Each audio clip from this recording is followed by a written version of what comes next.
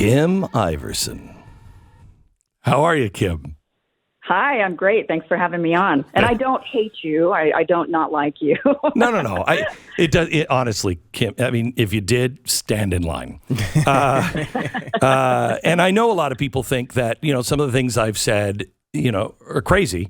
But a lot of those things actually come out to pass. I'm just way ahead sometimes. And sometimes I do get it wrong. But on the Great Reset, I was so glad to see, and even if you didn't think I was a loon, you should say that, because you'll get people who don't walk in lockstep with me. I know he's crazy, right? But wait a minute, what? This is right? Well, you read right into my playbook then, I guess, on that one. Yeah, and that was actually part of it. One of the things in covering it, because so many people do think it's a conspiracy theory, I did need to show the clip of you on Fox News. It's an establishment media operation, and it's being discussed. And this is something that does need to be talked about, because it's very, very real. This is not a conspiracy theory. There's a book written, not just your book, but by Klaus Schwab book. Yes. Have you read that, Kim? Have you read that? I have not. I've just read excerpts from it, okay. And it is, and I could see where people would read it and say, okay, yeah, we've got a big problem, and we've got to fix the problem. Where we have systems that are eroding, and democracy that is fading, and capitalism is the root cause of this problem. So I could understand where entities would turn it into, oh no, this is going to be good. They're trying to turn us into communists, right? And also where people would look at it and say, yeah, we do need a change. And look, these elites, these powerful elites are going to help us fix it. They're going to be the ones in charge. Right. And then what's the plan? He doesn't give us a plan. He doesn't tell us what the agenda actually is. It's very vague. So there is I think it's Reuters fact check today. It was on Twitter. The Great Reset is the World Economic Forum's proposal for post-COVID economic recovery, Reuters and the BBC report. Reuters does a fact check on the story. It says, despite repeated misinformation being shared online about the Great Reset, this sustainability plan proposed by the World Economic Forum is not a secret plot to end private property or create a totalitarian state. I think they're right. It's not a secret plot. But it in their own words, they say by 2030, their goal is to make sure that no one owns anything. Hello? Yeah, right. They stated this, and then they kind of backtracked on it, and they said, well, we didn't say that was a goal or part of the agenda. We're just saying that that's what's going to happen. We just predict that this is what's going to happen, that you're going to own nothing. And then, of course, do you remember Bloomberg just recently ran an article saying, we're turning into a nation of renters, and it's not a bad thing. Right. I mean, this was just a few months ago. And of course, who are they? They're part of the World Economic Forum's partners. And so that's how they're going to, I guess, kind of get us into the mindset that this is okay by just continuing to say it over and over until we all say, yeah, okay, that's fine. So, Kim, the circles I run into, everybody knows and has already made a decision about me. You are in a circle where you can actually talk about the facts and see how it's being discussed without people either being polite or rude because they've already made a judgment about an individual. What did you see on the Great Reset a year ago when you were talking about things, and what you're seeing today? Has it changed, and how? I would say a year ago, there were a lot of people that were bringing it up to me. So people would always say, Kim, look into the Great Reset, look into the Great Reset. And it just sort of became this, I really wasn't sure what it was. Mm-hmm. And when I would research it, it wasn't really that clear. So I kind of ignored it because I really didn't understand it. Mm-hmm. And I got to say, even after doing the piece that I did on the Hill, I still don't fully understand it because they're not transparent about what it is. May I send you a copy of my book? I would love to read it. Okay. I really would. Yeah. I would love to read it. I'll send it to you. But yeah, I just wish that people were more, they've made this a part of their website. They've continued, the World Economic Forum, they've continued to promote it, but we, the people, don't know totally what it is. They're not, you've written a book, people that maybe read your book know about it, but otherwise, How do people know about this? I will tell you this, that it is, out of everything that I've done in my lifetime, I think this is the most important story of my lifetime. And I have seen a lot of important stories. This one is the turning point to freedom. And, you know, you can say it's going to be a golden utopia where your freedoms are completely changed and run through elites and everybody's happy about it. Or you can say that usually never works. Whichever way, it is coming unless people understand it. Once people understand it, that's why you have New Hampshire. They're passing a law. They were just doing it yesterday, working on a law to make sure the banks don't get into ESG and start refusing loans. The same thing is happening in West Virginia and in Texas, and I hope that sweeps. If people know what this is, they can change it, but we're running out of time because this is very well advanced. Glenn, how are we going to change it? We're talking about we've got a global world leaders. We have global corporations, people with billions of dollars behind all of this. I don't know how we, the little people, are going to, even if you've got a bunch of money, like you've got a bunch of money, but even with your amount of money, you still don't have enough money to counter this.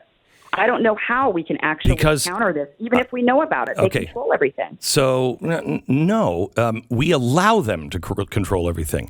Here's the thing. I really, truly believe that there are enough Republicans, Democrats, and independents that still love America and believe in the free market.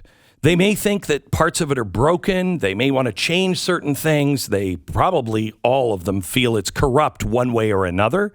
But they're not willing just to say, that's over, let's try something new. Just like the American people, I don't care how you voted, I don't care what your skin color is, when people said, let's reimagine policing, they weren't for that, okay? But they didn't know exactly what to do. This is being run through the banks as the main source.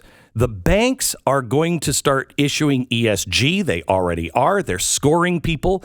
They are now starting to say, you're going to be too much of a risk if you don't believe in social justice. And in a few minutes, and on the special I did last night, I showed you how that will affect even your auto loan in their own words, all the way down to your auto loan. All you have to do is think locally. If there's enough Republicans, Democrats, and independents who really understand what this is, the minute they start saying, you know what, I'm not going to allow my 401k to be invested in BlackRock. I am not allowing JP Morgan Chase, whose stated goals are these things, to have my money. I'm going to put it in a local bank, which will make my local businesses stronger, my local community stronger, and they have the best chance of standing up against this. You can go ahead and do your own thing.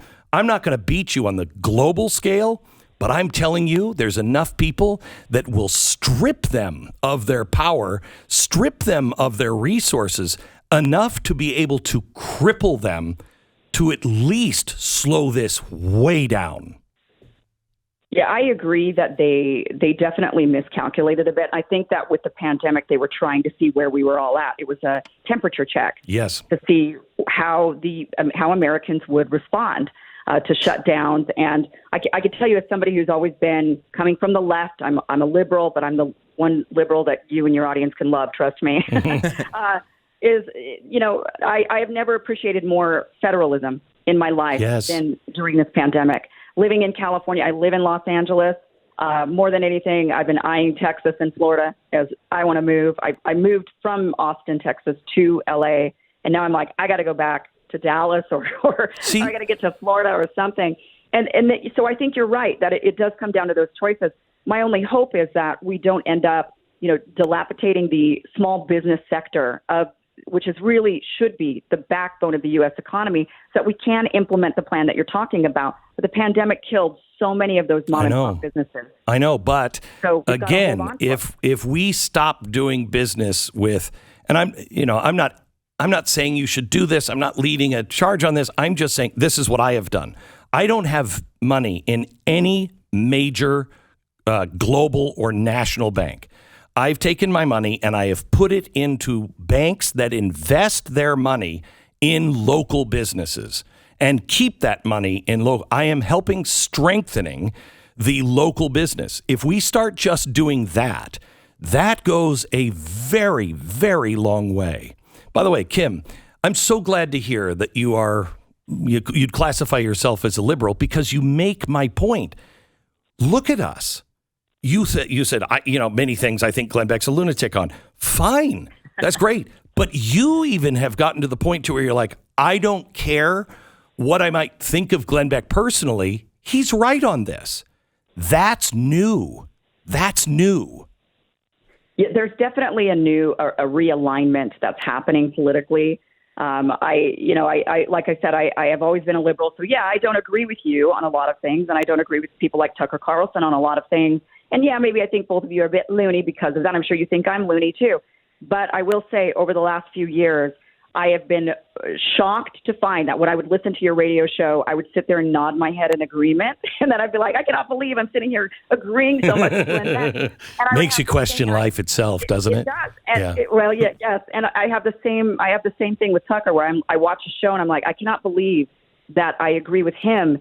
And I feel like that the left has moved, so they've outrighted the right in a lot of ways. Yes. And we're seeing this new alignment. And it's like I don't want to be participating in racism or authoritarian totalitarianism. I don't even recognize what's happening around me right now with the people that I've always aligned with politically. And I am not alone. We're not represented in establishment media, but I am not alone. And we could tell that by just looking at my numbers in the views that I get being on the Hill, being this sort of independent outsider that is realigning. And I think so many of us are getting together and saying, we agree on so much. Yep. Maybe there's some things we don't, but we agree on a lot of things. And one of those big things is we want to keep America free. And that means not being so into this collectivist mentality that we all have to behave in this, as one, like a Borg. Right? It's that being a free country means being an individual. We have to hold on to that. Kim, you can call me any name under the sun. I love you. I've been preaching for a long time. Stop having conversations about politics and just start a conversation with this. Will you give me at least 9 out of the first 10 of the Bill of Rights? If we can agree on that, that's our unum.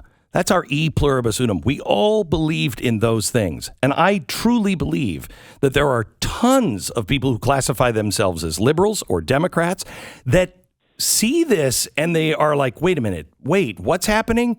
And they are not for getting rid of the Bill of Rights, or as Stephen Colbert said last night, get rid of the Senate. That's insanity. It's insanity. And this is where we link on basic human rights. Yeah, absolutely. It's true. Kim, we're realigning. Thank you so much. God bless you. And anything I can do to help you, just let me know and I'll send you a copy of the book, okay? Oh, great. Thank you, Glenn. Kim Iversen from the Kim Iversen Show. You can find her on YouTube at her page, Kim Iversen, or KimIversenShow.com. Also, she appears on The Hill.